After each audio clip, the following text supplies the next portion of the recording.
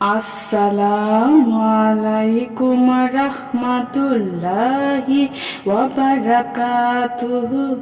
সুপ্রিয় সম্মানিত দর্শক শ্রোতা, আশা করি মহান রব্বুল আলামিনের দয়ায় আপনারা সকলেই ভালো আছেন।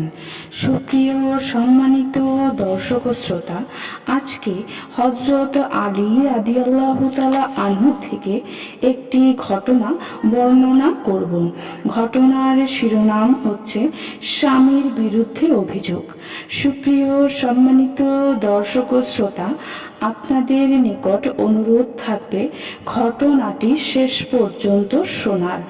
জনৈক নারী কাঁদতে কাঁদতে আলী রাদিয়াল্লাহু আনহুর দরবারে এলো।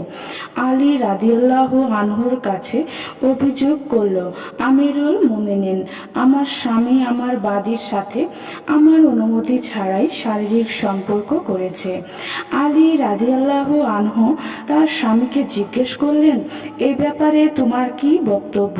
সে বলল, আমিরুল মুমিনিন, আমি তো তার অনুমতি নিয়েই করেছি। তখন আলী রাদিয়াল্লাহু আনহু ওই নারীকে বললেন, তুমি সত্য কথা বলো। যদি তোমার কথা সত্য হয় তাহলে তোমার স্বামীর রজমের নির্দেশ দিব, আর যদি তুমি মিথ্যা বলো তাহলে তোমাকে অপবাদের শাস্তি দেব। এই কথা শুনি মহিলা চুপ করে রইল।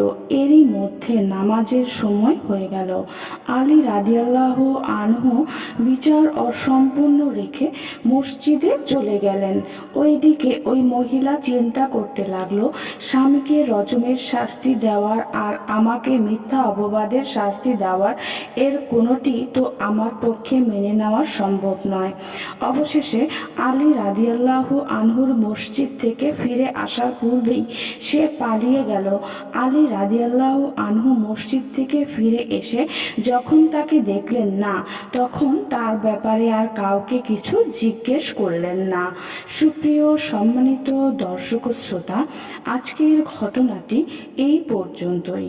ঘটনাটি যদি ভালো লেগে থাকে অবশ্যই চ্যানেলটি সাবস্ক্রাইব করবেন, লাইক করবেন, কমেন্ট করবেন এবং বেশি বেশি শেয়ার করে দিবেন। সবাই ভালো থাকবেন। আল্লাহ হাফেজ।